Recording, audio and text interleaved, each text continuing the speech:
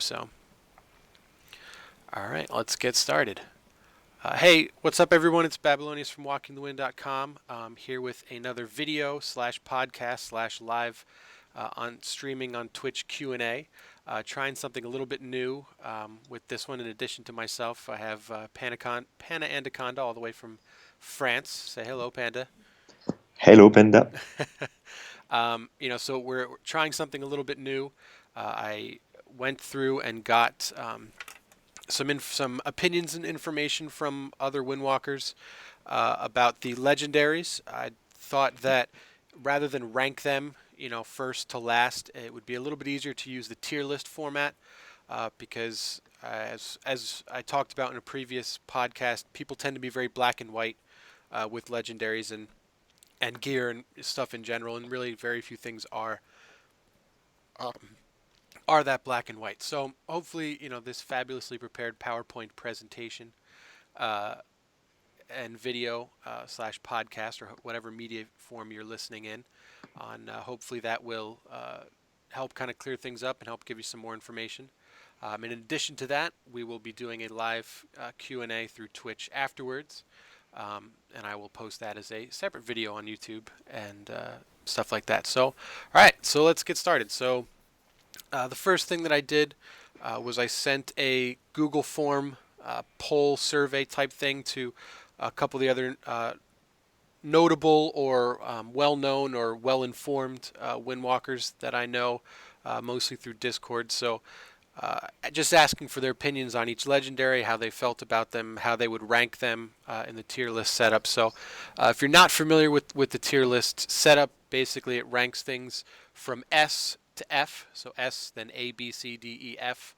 S being the top and F being the bottom.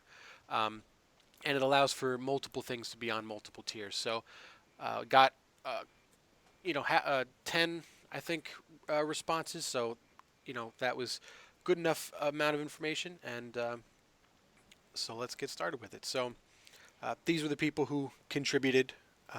Some of them may be recognizable names. Others, I'm sure you've seen them on Discord and stuff. So these are the people that I got the information with. I didn't want to put out a poll to the world. Just wanted to keep it small. So this is the format you'll get to see. If the PowerPoint presentation was a little weird, I'm sorry, but that's the best I could do with very limited experience in video editing. So I even made my own fancy tier list thing. And you'll notice that there's no E or F, and that's largely because there wasn't really a consensus on any legendaries being E or F, which is to say, really uh, practically useless. And that's largely just because they are, at the very least, a high item level with some kind of bonus as an improvement over what's in their current slots. So, Panda, would you agree with that? That even if the bonus isn't useful, they at least they're at least an improvement over a normal otherwise piece. Yeah, for the most part, there is some discussion about whether March of the Legion is a DPS loss, but I think we can set that aside and Right. say that all of these are actually increases in your DPS because they are just 910 or 940 high level Right. items. Yeah, yeah. So that's that. If anyone's wondering, that's why there's no E or F on this list. So let's get started. We will start with the top. I don't think there's going to be a whole lot of surprises for anyone who's been around, but the top Hey, is. March of the Legion. Oh, what?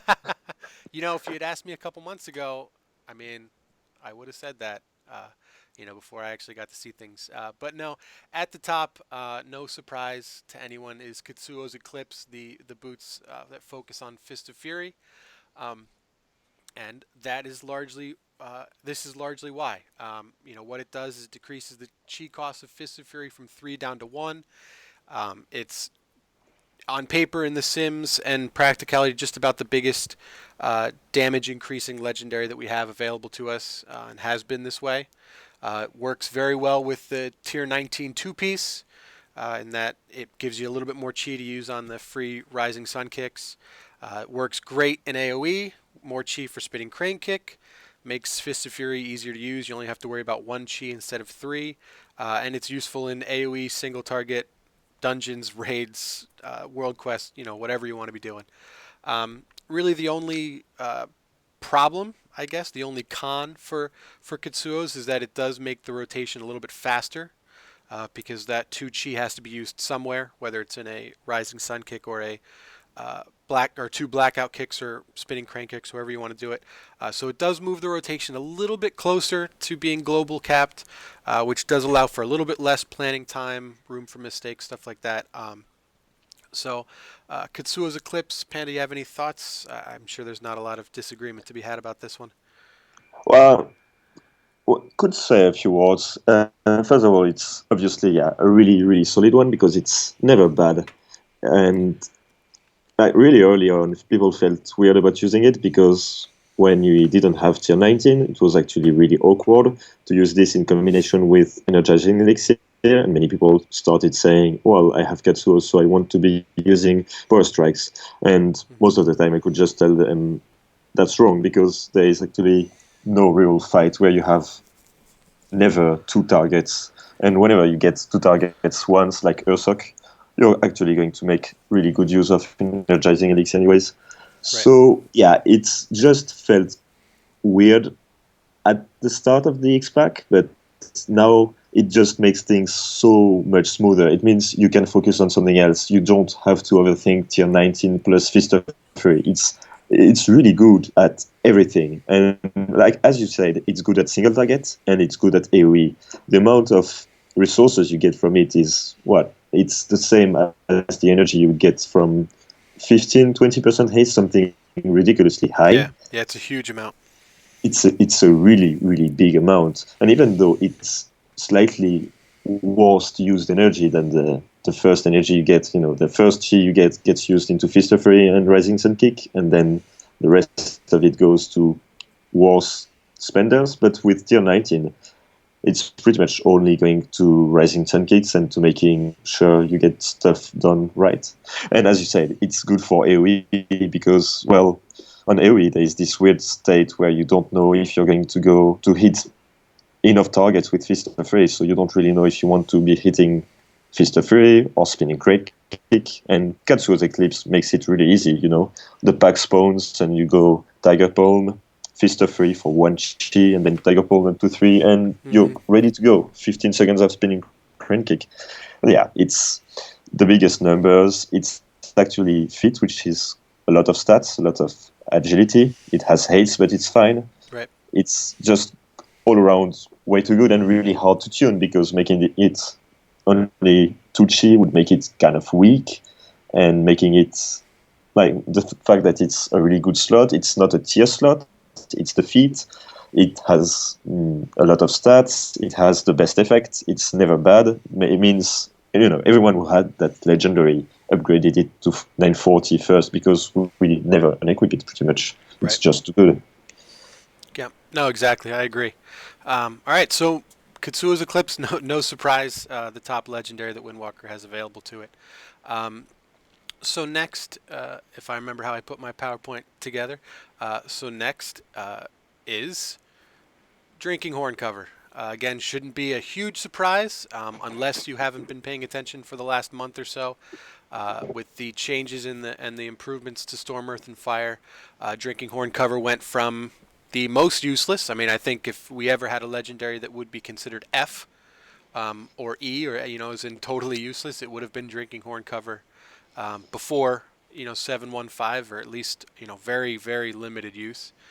But now it's just about the best. It's just a smidge behind Katsuo's, but it's a very strong legendary. So if you're not aware of what it does, any chi that you spend during Storm, Earth, and Fire increases the duration of Storm, Earth, and Fire by 0.6 seconds per chi. So it's a huge damage increase. It's 50% more damage while Storm, Earth, and Fire is up, and it increases that and keeps that up much longer. It's very easy to use. There are some ways that you can kind of get more out of it, but in general, you just kind of keep doing what you're doing and reap the benefits. It can increase Storm, Earth, and Fire's uptime easily by 25%, if not more. Some people can see as high as 50% increase if you plan ahead. It's very strong in continuous AoE where you're spamming spinning crane kick for 3 chi and just generating a lot of extra seconds. It syncs very well with Bloodlust and haste buffs, which Windwalker doesn't have a whole lot of connection with Bloodlust and other haste stuff, but this gives you a lot more. Bloodlust gives you more resources, which gives you more chi spent, which gives you more Storm, Earth, and Fire uptime. So it's a very strong legendary for the wrist slot. Uh, some of the cons, Storm, Earth, and Fire does still have a couple bugs, a couple goofy ones that people are kind of discovering every day, and we're trying to pass on to Blizzard so that they get fixed. Some people allege, even though realistically it doesn't, but it's slightly quote unquote more difficult to use with Katsuo's Eclipse. Fist of Fury, now costs 2 less chi, so that's 2 less chi spent. But realistically, you can use that 2 chi elsewhere and get the benefit of it. So it's just very, very slightly more thought has to go into it. And then, of course, the biggest con for most people that it doesn't work with Serenity. Serenity was specifically the wording of Serenity and how it functioned was changed in Legion almost to make sure that it did not work with this legendary. So, Panda, would you agree it's definitely up there with the best? Yeah, just a word on this one, and I'm going to be less wordy about the rest of the legendaries, but it's kind of overrated right now. Like people are really, really hyped about having wrists and not having wrists and stuff like that. Mm-hmm. And I think it's a bit overrated in that regard. And what I mean is that it's not as superior on single target as people want it to be. Sims are probably saying it's slightly better than others, but like the effect of the cloak on single target is going to be 3% of your damage or 4% of your damage. The Right. belt is going to be 3.5. The chest, if you use right, is going to be 3.5% maybe. And the HC is at best going to be 4.5% on single target. So if you are doing stuff right with baseline SEF, well, you're going to get triple Rising Sun kicks and 1 Fist of Fury and 1 Strike of the Windlord and 1 Whirling Dragon Punch on each SEF. And it makes it like, the DHT doesn't mean you get a second Fist of Fury in it. It just makes it longer, makes it 4 or 5 Rising Sun kicks. And that's pretty much it. Of course, during Bloodlust or high haste times, you might get double Fist of Fury in it, but that's kind of the exception. So I think people are really hyped, and people are saying left and right, oh, I cannot compete because I don't have wrist. Well, if you have the belt and the cloak, maybe you can do something sick with that and do that. Ruhai is doing 5.5 million gale bursts or whatever he's doing. And there's a lot of other stuff to do on single target, but what makes DHC shine again is that it's never bad. It's never bad in combination with Katsuo's. It's never bad because it's always a strong effect, no matter when it's AoE or single target. It's always going to benefit you a lot. And that's what makes it an outlier. And yeah, when you have boots and DHC, you can just equip these and forget about the rest. Right. You don't need anything else because it's always good. Always, always. Good. Yeah. Yeah. No, that's definitely, and that's kind of, back to what I was talking about. Where people are very black and white. If you don't have drinking horn cover, then your life's over. You might as well start a new character. I mean, it's this has become the new the new thing that you have to have to be a Windwalker. Is what Yeah. everyone says. So. And it's not close to what the cloak was. The cloak Right. was a much bigger outlier than this is, in my Absolutely. opinion. No, I would definitely agree. All right, so next we're going to move into the A tier. Drinking Horn Cover and Kitsuos. We're in the S tier, the highest tier of legendaries. So in the A tier, the first one that comes up is Syndaria the Symbiote. It's the 90% belt. Um, and again, A is very strong, not quite the best, but incredibly strong legendaries, useful in pretty much every situation. So what Syndaria does is it increases the damage by 30% when you deal it to targets above or at 90% or higher. It does kind of an extra bit of damage on its own. That'll it'll show up in your logs as Symbiote Strike, I believe it's called. So it's a very strong damage legendary. It's easy to use. You don't require a lot of thinking. It syncs very well with burst at the beginning of fights. If you're really trying to blow up a boss at the beginning, it can be very, very useful. I mean, it's just 30% more damage. If you have to get through a quick phase, like say Mythic Archimond, where you needed to get to 80 or 75% as quickly as possible, this would be a fantastic legendary for that. And it gets strongest. It's typically at its strongest during the most difficult encounters where the boss health might go down a little bit slower. Some of the cons of it, it's less useful in burst AoE unless you get that first hit. If you're not, if you don't hit them with a spinning crane kick right away, then somebody else has probably dropped them below 90% at that point. It's also a little bit less useful in fights where a priority burn phase is at the end.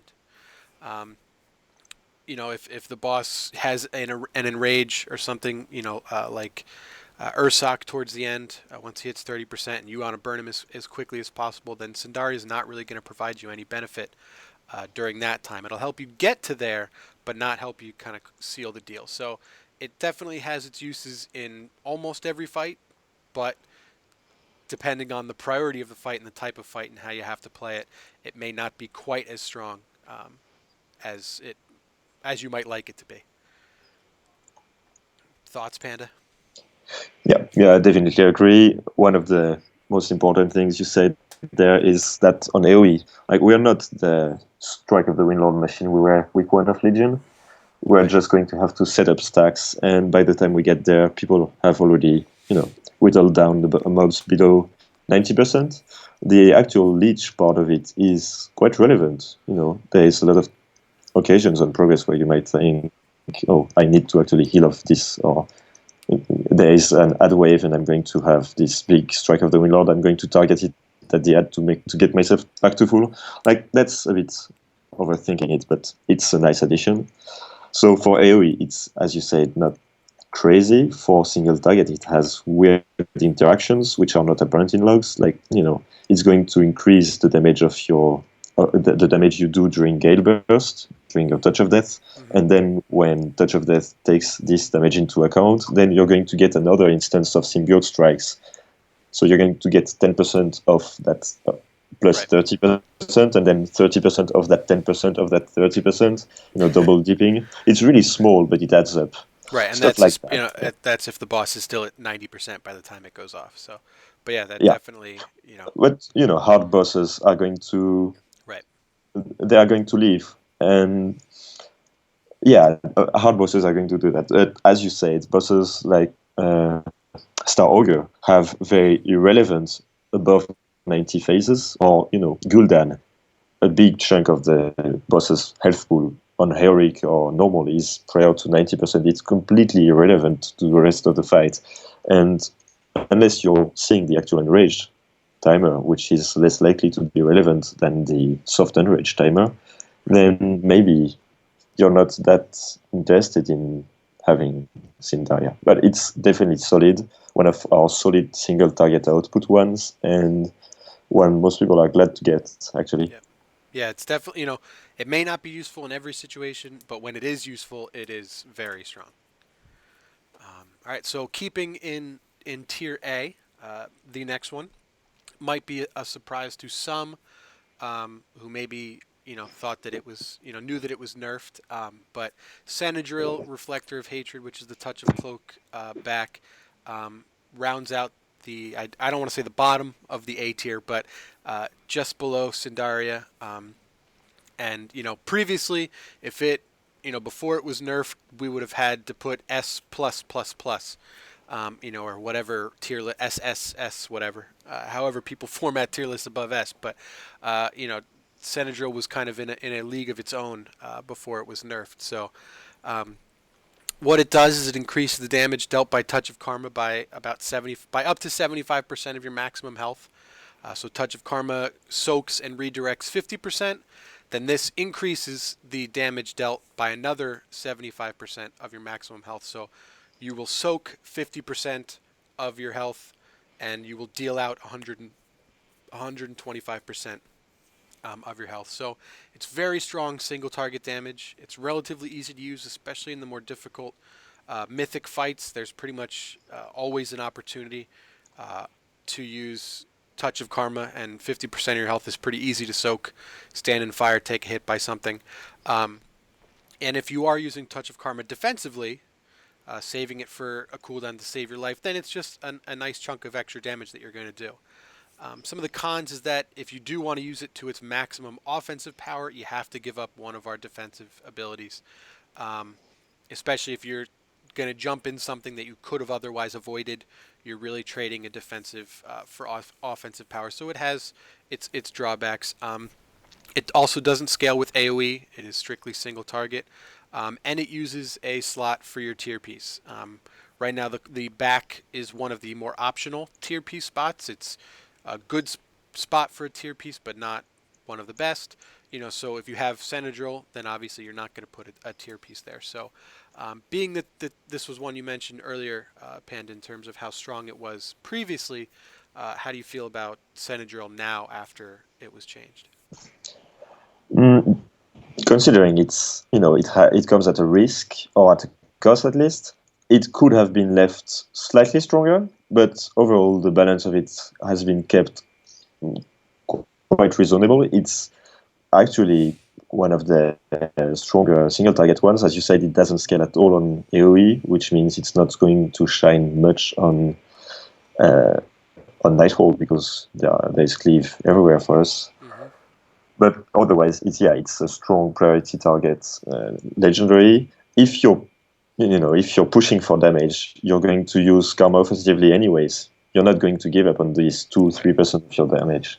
Never going to give up on that. So it's not that big of a cost once you're going hard for it.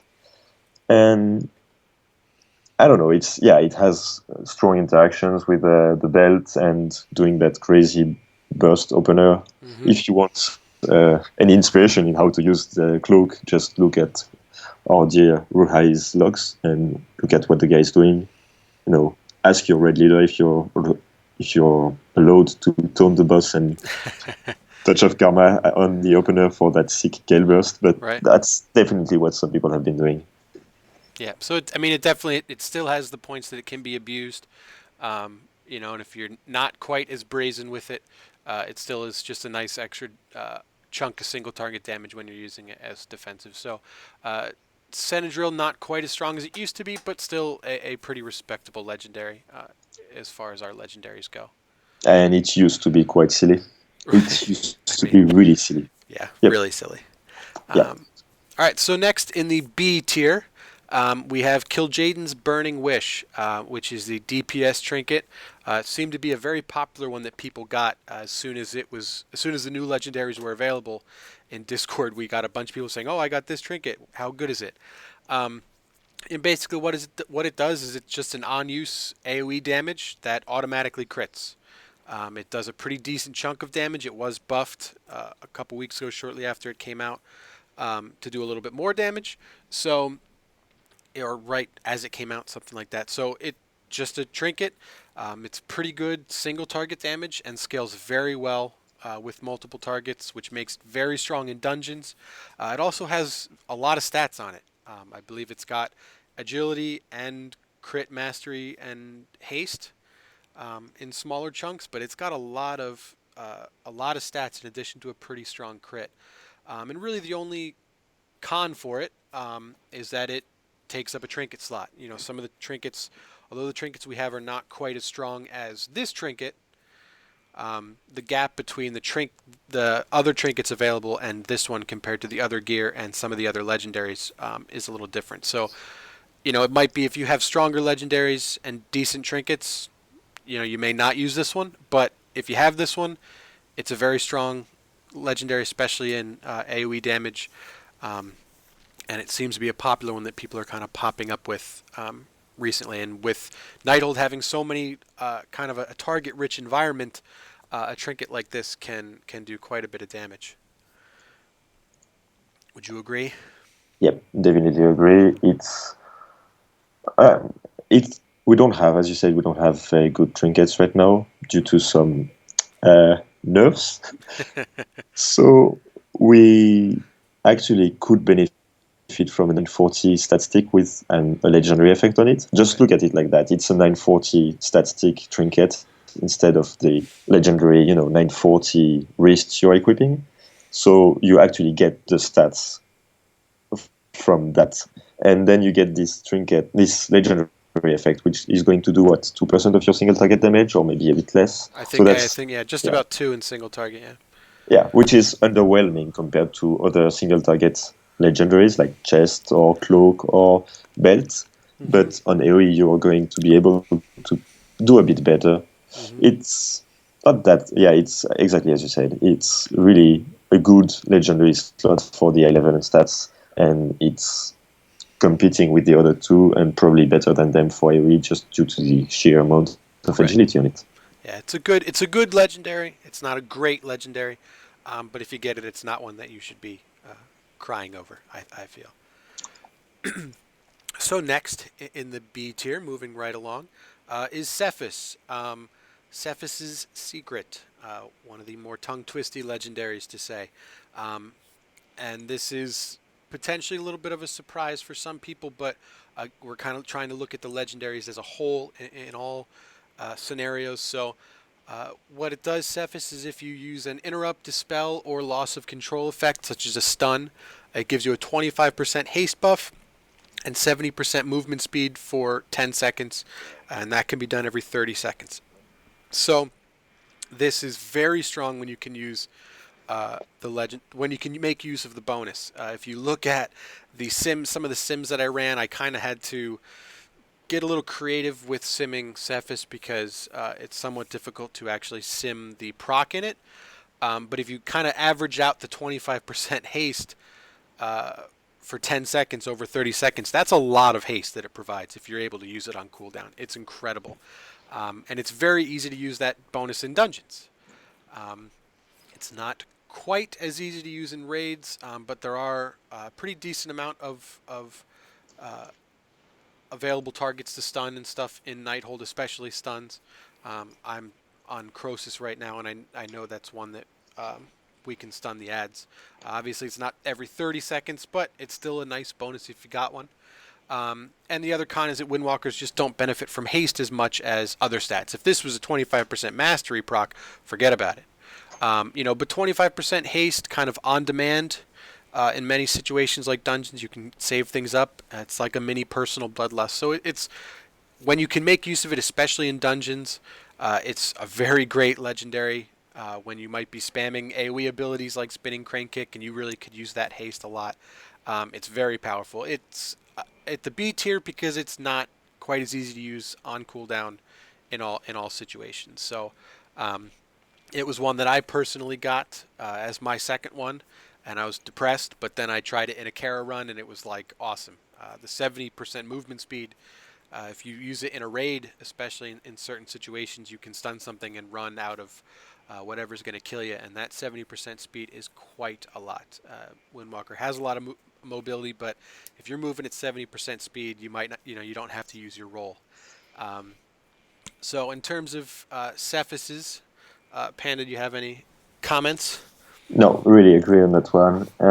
Like the haste is actually not what we're looking for, but we're also one of these classes which can keep their cooldowns thanks to SCF stacking up. Mm-hmm. So when we know we're going to have ads we can stun or interrupt or anything, we know we can pop SCF at that time, and that's actually really, really relevant compared to what others can sometimes do.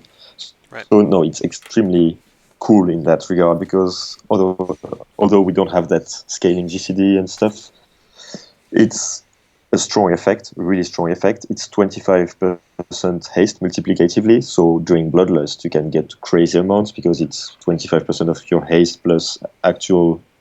It's 25% haste plus 25% of the actual haste you have when you pop it, which is a silly amount. Yeah.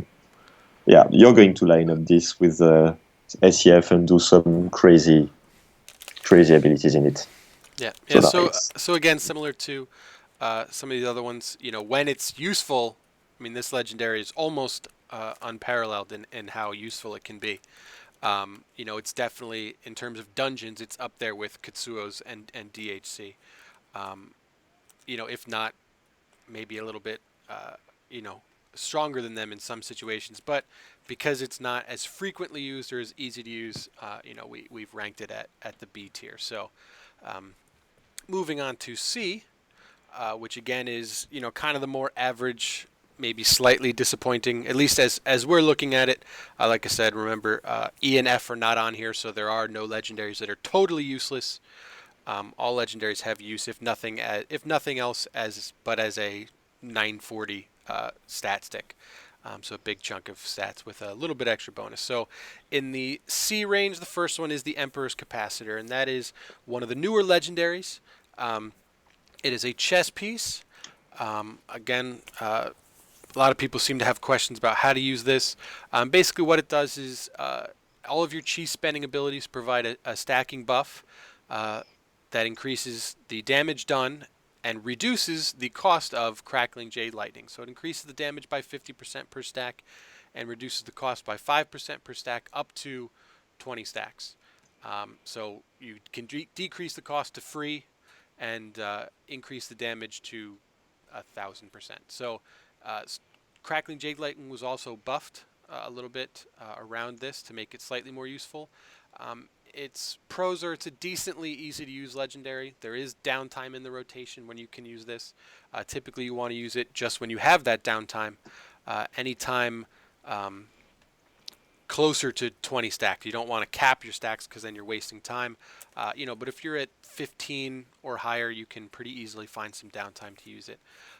It's got a ton of stats on it. It is just about, in terms of stat budget and what it provides, the best legendary that we have available to us. It's got the stat budget on a chess piece is enormous. So then you ramp that up to 940. You're talking a lot of agility, a lot of secondary stats.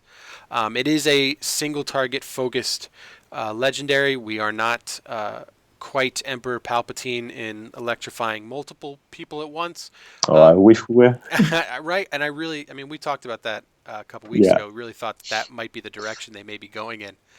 At least having that as an option, maybe through this legendary. But so that's one of the problems, is it does not scale with targets. And once you get Katsuo's Eclipse and the tier 19 bonus, it makes it a little bit more difficult to find those open spots to use Crackling Jade Lightning without delaying something else. So you cannot move while channeling, which as a highly mobile class kind of sucks. And then finally, it's just one less spot for your tier pieces. Again, similar to the cloak, the chest is one of the spots that you do typically want to aim for getting a legendary item, a tier item with.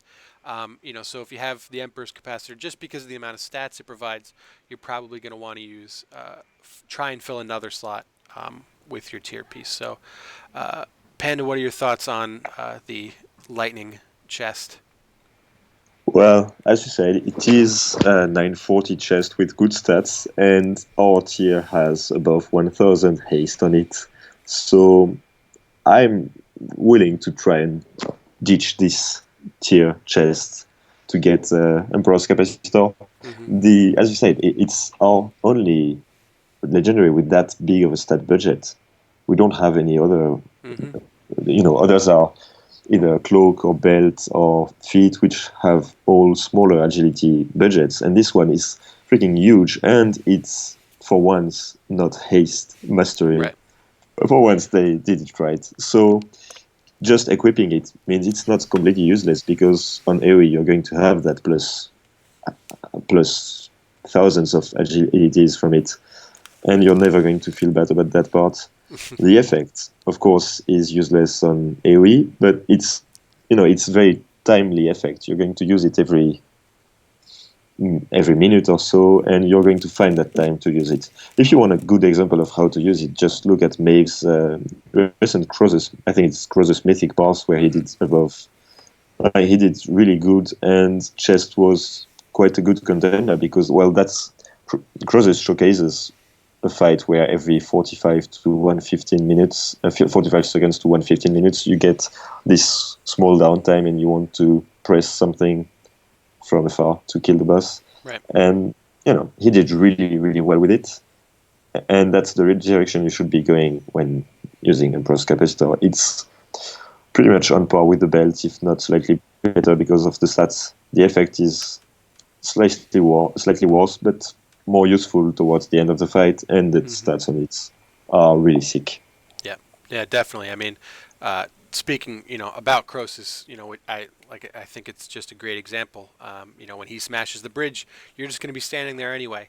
And in other fights where you're out of range or you're out of resources and you're otherwise just going to be standing there, it cuts down on it. It gives you something to do, gives you some damage, during that time. So it's not a fantastic legendary. It's not game changing. If you have others, you're probably going to pick them over this one in many situations. But if you got it, it's still a decent amount of damage, on your downtime, and it's a ton of stats. So not useless, not quite as useful as some of the other ones, especially in an AoE rich environment um, like Nighthold. But during AoE, you're going to have a lot more downtime, which is going to allow you to fit these crackling Jade Lightnings in even more. So again, if you're listening to this, popular question we get is how to use it. You want to use it as close to 20 stacks as possible. You don't want to cap and waste stacks, but you want to use it as close to 20 stacks as possible without delaying anything else. You don't want to hold off on a Fist of Fury or rushing or Rising Sun Kick or Strike of the Windlord because you're channeling Crackling Jade Lightning. And obviously, if you're going to be moving, you don't want to be doing that then either. So if you have it, it's a useful legendary, not quite as strong as everything else, and that's why it rounds out or starts our C tier. So next in the C tier is Prydaz, Zavarix Magnum Opus, and that is the necklace. It is the first legendary that I got. I was personally rather excited about it because my guild members tend to have a penchant for running things into me and trying to kill me during raids, so a little bit extra health was a nice cushion. So if you don't know what Prydaz does, it is a bubble. Every 30 seconds, it gives you a damage shield for 25% of your maximum health, and that shield lasts for 30 seconds. It refreshes every 30 seconds. Previously, you used to have to not take damage for 5 seconds. They took that away, and so every 30 seconds you get a bubble for 25% of your health, and that's actually a pretty decent chunk of your health, reasonably frequent. So if you're messed up, if you goofed on something, or if one of your raid members runs fire directly on top of you, this helps you survive a little bit more. It also has a ton of stats. It is, as far as I know, the only non-trinket item that has 3 secondary stats on it. It does have haste, so it's not quite as great, but yeah, I believe it's crit, mastery, and haste, if I remember correctly. But it just has a lot of stats. It requires no thought. It's a health bubble. It's useful for progression when surviving is paramount. If there are fights that you need the damage, it's not really going to provide a DPS bonus to you outside of the stats that it gives you. But if you're somebody, like I said, who might take a little bit more damage than you should, it's useful. The better that you play and everyone else plays around you, the less useful this bonus is going to be. If you don't take extra damage, if you take 1 hit of damage every minute, then this legendary is going to be half as useful as if you're somebody who takes damage frequently. So it's strong for some situations. It's good for progression, but overall it's not really going to provide you with a DPS bonus. So outside of the stats, so that's really why it's in our C range. Do you agree with that, Panda? Yep, no agility. Like the extra secondaries is really nice for many. Unfortunately, not for Windwalkers. Right. We have pretty weak secondaries. Actually, you forgot a very important item when you said it's the only non-trinket one with 3 stats. There is the shoulders, the leather shoulders from Xavius, I think. But yeah, besides that, it has no agility. The extra stats are not worth much for Windwalker since it's just get more haste, which you don't really want. Right. And the bubble effect is quite decent, but not exactly what you're looking for as a Windwalker either, in my opinion. So yeah, it's a really underwhelming one, and that's I cannot get behind people complaining a lot about getting chest or belt because these actually are going to set them back 1% output maybe. But I can get people behind people being sad about getting this like, because as a Windwalker, you're really looking at others and saying, that guy is doing 3% more than me just from agility and the effect of his belt or whatever, or 4%, and that's not really worth the effect of it. Right. So yeah, Yeah, I mean, kind of feels bad then. if that 20%, 25% saves your life, then that suddenly became the most Of useful course, legendary you could have possibly had. But obviously, yeah. in general, yeah, it's definitely not. It's not going to be a game changer in terms of your personal output. So that's why it's in our C tier. So rounding out, finishing out our C tier is March of the Legion. That is just about the most contentious legendary, I think. At least that Windwalker has available to it.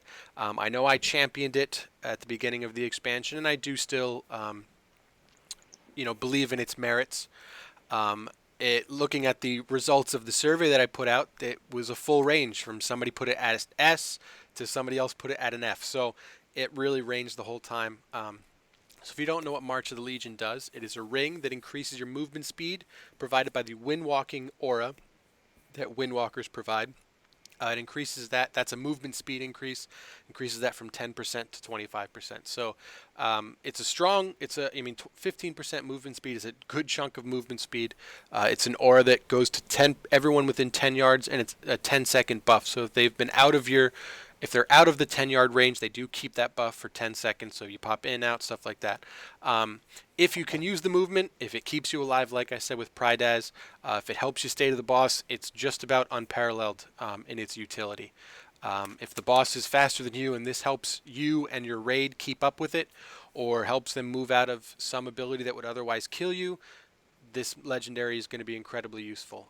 Other specs, I believe Death Knights and some others complain about having almost no mobility. I know our Death Knights do love when the other monk in our raid puts this on, even though he does so begrudgingly.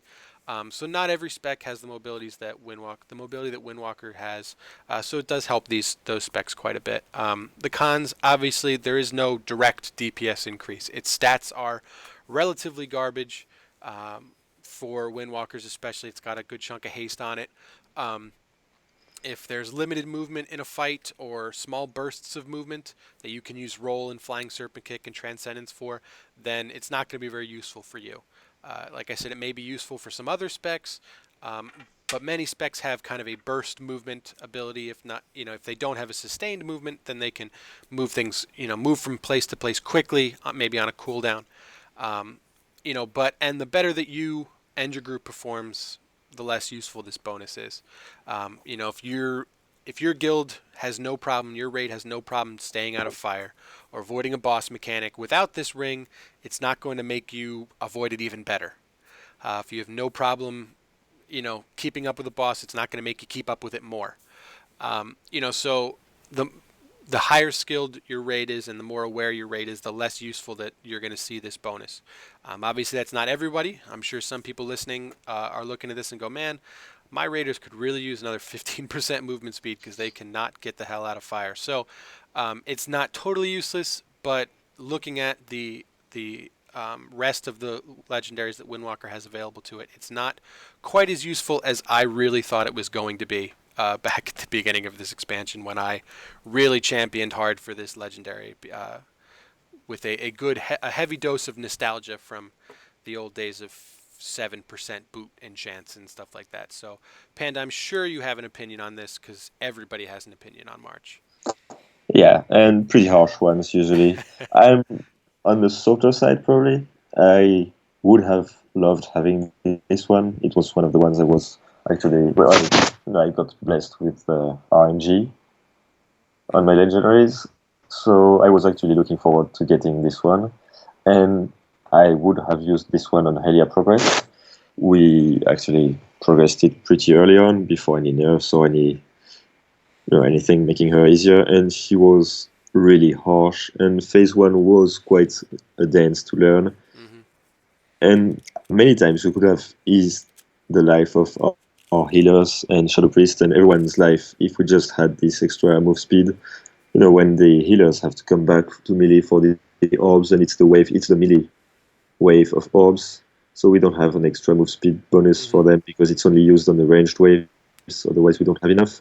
And our shaman was always complaining about being tricked by other people moving ahead of schedule, and him being left alone in the orbs and dying. So I would have loved having this. It's actually really easy to see how 3 seconds of uptime on the boss is a huge deal. Mm-hmm. It's actually, when out of 2 minutes you lose 3 seconds, that's already 3 out of 120. So like 2.5% of time on the boss. And when you're close to GCD capped, this can be a really big deal, dealing your spells and everything. And for like DKs and everything, it's a big deal when in the last phase of Helia you get back quicker from orbs, or in phase 1 you can get away quicker. So I can see this being a ninja 1.5% output on some people here and there because of that move speed, which doesn't show on measures. Mm-hmm. Unfortunately, it's a strong effect, but it comes at a cost, and the cost is way too high this time. They should have given this one another slot. Like, it should have been the chest. It should have been a huge agility bonus. It should have been something stronger to make Right. it feel good. Or at least it should have the Pridas treatment of having triple stats and a huge stats budget, because right now, crit and haste on a ring, no agility, just a socket, doesn't quite add up to the 5% damage provided Mm-hmm. by other stuff. So it's really sad because the effect is cool, the red utility is cool, but they missed it. And it was really easy to make Katsuo's Eclipse a ring, to make it, a bit less powerful, and to make this the boots, to have agility on it. And the boots giving move speed doesn't, it quite makes sense. So it's not that big of a stretch. And that's a really easy fix to a big problem. March of the Legion being boots would have made it, look like the plate boots, which people are quite happy to get usually Right. because they are a strong effect for those classes. Right now, it's just move speed on a class that doesn't need it, and a class that's brought for output. And if you're a Windwalker and you don't have output, then we're just going to get a rogue to replace you, right? Mm-hmm. What's the point?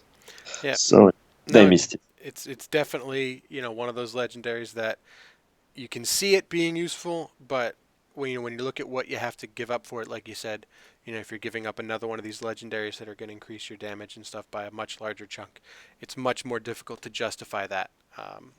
So it's in my eyes one of the more disappointing legendaries, and it sounds like you would probably agree.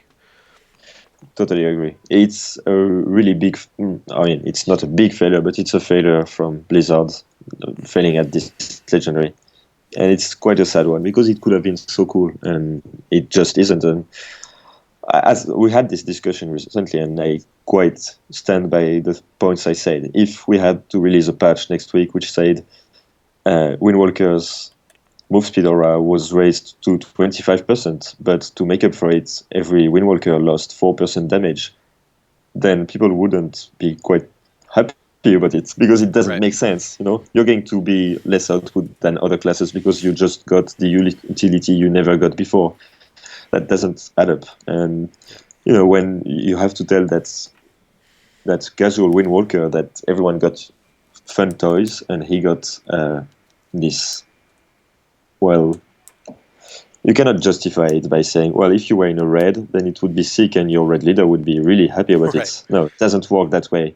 They are meant to be exciting legendaries, not Filzbandman legendaries, and that's exactly what this one is.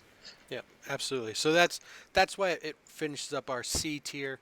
Like I said, it still has some uses, but in general, you're gonna be pretty disappointed with it. So next we get to the D tier, and these will be relatively quick, because they're just disappointing. D for disappointing. Hidden Masters, Forbidden Touch. I don't think anyone is going to be surprised that it's all the way down here.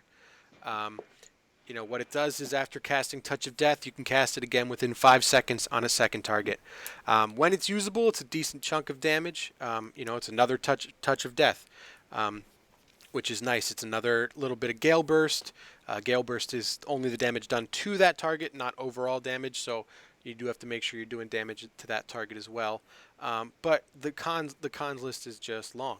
It's not very frequently or easy to use. A lot of times you have to save it, which may miss you a cast later, or you use it on something and something dies. It's just not as frequently or easily used as the other legendaries. It doesn't scale past 2 targets. It helps Touch of Death stay relevant. It's always relevant, but it helps. It keeps its power through 2 targets, but after that, it starts to fall off. It requires you to be in the range of 2 targets. If there's targets, popping up, you got to make sure that you're in range of both of them.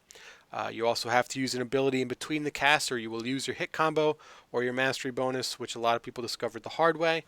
And then, of course, it's one less possible slot for your tier pieces. The stats on it are not very strong, if I remember correctly. At least not super ideal. But the tiered gloves, are not ones that you're going to be pining for.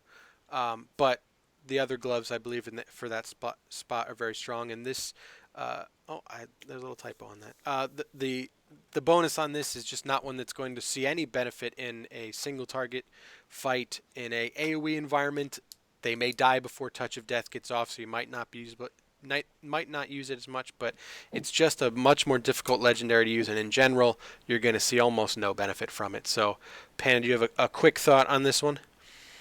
No, it's another one that misses the point. It's quite disappointing. Good stats, Oh, or is it? Okay. bad stats, but agility. And the point is, this Touch of Death effect is a large chunk of single target damage on priority targets. Mm-hmm. As soon as you have more targets as a Windwalker, your other GCDs get more relevant. You'll start popping 1 million damage on every second, or you start doing relevant stuff. Therefore, on single target, Touch of Death is replacing an empty GCD. On AoE, it's replacing 2 1 million damage GCDs. Okay, it's going from a 4 million Gale Burst Touch of Death on single target replacing a 300k GCD to a couple GCDs, which are only going to be 3.5 or 3 millions because less Gale Burst on each target, replacing 1 million damage GCD because you don't have that much time on it to do stuff. And that makes it actually not that big of a gain. Like, it's cool, and you're going to do crazy on that. 2 target opener on dragons, have fun. We had fun with Serenity while it lasted, but right now it's just missing the point once more. And on 5 targets, you don't really want to use it. You just, the only thing I use it for is when I get to Morph Souls, to those 2 big dudes before the second boss, and the guys that cast the fear, and I am not in combat, then I equip the gloves, cast 2 Touch of Death on them if it's up, and then put them back in my bags until I go to Morph Souls again. That's pretty much it for me. Yep. Or that, or some hard targets in really high Mythic Plus fortified, but that's it. And that's quite sad. It should shine when it shines. It should not be occasionally mediocre. Right. Yeah. No. It's definitely a very disappointing legendary. I remember when we first got word of it, I think most people were like shocked, like, "Whoa, this is going to be nuts," But then you spend more time thinking about it. You spend time actually playing around with it, and it just lets you down. There really isn't anything more. I try to stay positive about these things, but this is just a let you down kind of legendary. It's decent in 2 targets. It's useless in single target, and it quickly loses its use in AOE. So, if you got 2 targets, then congratulations, you got a pretty good legendary. If you have Well, anything beyond 2 targets, then everything else is going to just blow this one out of the water. well, if you've got 2 targets, it's going to be what? As much damage as the belt or the chest? Not much Yeah. more than that. So, yeah, and it's, even if it's bad tier, it's a tier slot. So, it has all the downsides besides being a ring. If it was a ring, people would just be quite salty about that one. Right. Well, but if it was a ring, it would be much easier in general to switch in and out. Because you wouldn't have to worry about the agility with the increased item level. So Oh, yeah. Yeah, you would never equip it. So there'd it would just be be no possible. right. It would be simpler, yeah. You'd forget it even exists. All right. So and then last, really just one I wanted to include on here. It's in our D slot most because most people don't have a chance to play around with it. It is a tank trinket. It is Archimonde's Hatred Reborn. and I included it just because you can use it to increase your DPS. It is a pretty reasonable, it's a decent, I would say, chunk of damage. But it is primarily a tank trinket. You do have to get it. You have to be in tank spec to loot it.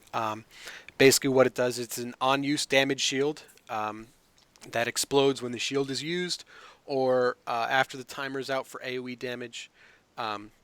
So as a DPS, you could pop it and stand in something to explode, or you could pop it and then just let the timer tick up and it'll explode then. It is AoE damage, I believe, and so it's a decent health shield. Like Pridaz was to help keep you alive. It's a decent chunk of damage. It does take up a trinket slot. It does need you to be in tank spec to loot it, and it's just not as strong as the other available legendaries, and most people haven't got a chance to use it. There are many other. If you have an Archimonde's Hatred Reborn, and you have been a Windwalker, you probably already have a legendary. If you are a Brewmaster full time and you only have Brewmaster legendaries, and this is going to be a good choice. But in general, if you're a Windwalker and you have Windwalker legendaries and DPS legendaries, this is not going to be the one you're reaching for. So it's not that bad actually. Looking at it, because I actually answered that one really quick on the survey, and I think many of us did. Basically, it's the same thing as the Kill Jaden's trinket. It's a huge stat stick, and then so that's the good part about both of them. Then the Kill Jaden has that really easy to use burst AoE. This one has this sort of touch of karma. When we are looking at it, it's 30% of your maximum health for 10 seconds, so really close to touch of karma. And every 1 minute and 15 seconds, so slightly shorter cooldown. Let's disregard this for now. 75% of the damage absorbed only, so it adds up to only being 22.5% of your health every 1 minute 15, whereas the Touch of Karma Cloak, for instance, is 75% of your health.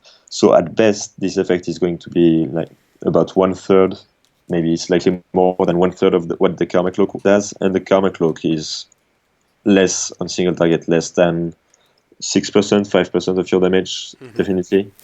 So no, you're not looking at a lot of damage, but the effect, if you make some use of it, can easily be 1.5, 2% of your DPS if you make the most out of it. It's a short cooldown, and it's not that big of a shield for DPS. So don't disregard the effect and just look at it as if you just had an N40 trinket equipped, which is quite the dream for an off-spec. And it has its uses. It's definitely not completely useless. Yeah, right, and that's why we don't have an E or an F on here. But really the biggest thing is you gotta take the risk of being in tank spec or tank loot spec if you're trying to get this. So it's not, if you're a Windwalker, it's definitely not worth going into your tank spec. Obviously not, to go for it. But if you are a Brewmaster and you happen to have this, it's a decent chunk. I didn't want to include every legendary, that monks had to use, but this is one that, it does have a kind of direct DPS impact if you happen to have it. So there you go. That's the list. In the S at the top, it's Kitsuo's and Drinking Horn cover. No real surprise. The A tier, the very strong legendaries that maybe are not quite as incredible as the S. We have Simdaria and Senedril. B, which are the decent legendaries, or ones with a lot of use in certain situations. We have Kill Jaden's and Sephus's. C, where you start getting to the legendaries that really only have a couple uses, or are somewhat disappointing. You have Emperor's Capacitor, Pridaz, and March of the Legion. And then rounding out the bottom, D for disappointing, or for Archimonde's case, D for I doubt you have it as a Windwalker. We got Hidden Masters and Archimonde's Revenge, or Hatred Reborn, sorry. So Panda as a whole, do you agree, disagree, anything you might want to move around with our tier list before we wrap it up? I actually think March of the Legion deserved the D spot, despite all the love you want to put into it. And Pridaz actually has that feels bad man feeling about it. Those two, the Emperor's Capacitor is in my opinion, on par with Kil'jaedons and Sephus. Well, all Okay. of these are quite underrated. I wouldn't see that big of a difference between a Bros Capacitor, Cinedaria, Senedril's use. Kil'jaedons I haven't tested enough for since the changes after PTR, so I cannot really say. And Sephus I only know from alts because everyone has 5 or 6 Sephus spread across their characters, so Right. I know how it works. It's actually pretty sick now. So yeah, Fair. and Archimon's Hatred Reborn actually looks way better than I thought for your specs. So yeah, shouldn't feel too bad about that one. Yeah, yeah, no, and like I said, Panda was just one of the people that we pulled through this, so it's definitely good to be able to have him here to provide that extra level of depth and information to all these legendaries, and clear up a couple things that I obviously goofed on, which is always very useful for me. So thank you very much for listening or watching, depending on how how you're viewing this. If you'd like to support walkinthewind.com, we do have a Patreon as well as a PayPal to help us keep doing stuff like this and help me making, potentially making things a little bit better than goofy PowerPoints, trying to remember things that I did back in high school. So maybe next time it'll have a little bit more movement and things will come flying in from off screen. Who knows? Step it up a notch. But we're going to move into the live Q&A portion if you're listening. If you're just viewing this on YouTube, then you should be able to find it, and it'll be posted on Walking the Wind. So, Panda, thank you for sticking around for this, and I'm glad we were able to get everyone able to view the PowerPoint. So, thanks for hanging out. Well, thanks a lot for having me. It's always quite sketchy with the time. It's 3 a.m. here, but I'm glad to have an occasion to do this again, and we can set up this anytime again. Yeah, Obviously, yeah, it was a real pleasure. yeah. I'll stick So, around for the Q&A. yeah, the, So the last thing, if anyone has any interest in contacting me, feel free to try any of these. I don't spend a lot of time in game. I pay a lot less attention to Discord than I once did. Twitter still confuses me. YouTube doesn't tell me when I have any alerts. I only stream 7 hours, and BattleNet, I'm, follows the same thing as in game. So here are all of the ways to contact me. Good luck. Discord is probably still the best chance, maybe then followed by Twitter. Um, so that's the way to contact me. And there should be one more screen. Good. And this is where I should have gone first. YouTube will have these fancy buttons. So if I figure out how to get the YouTube fancy button clicking thing to work, click here to support us through Patreon or PayPal. Otherwise, you can find the links to that on walkingthewind.com on the far right under donate or support or whatever it says. So thank you for viewing or listening. I hope this answers more questions than it creates. And take care. All right. thanks, Babs. So that's the end.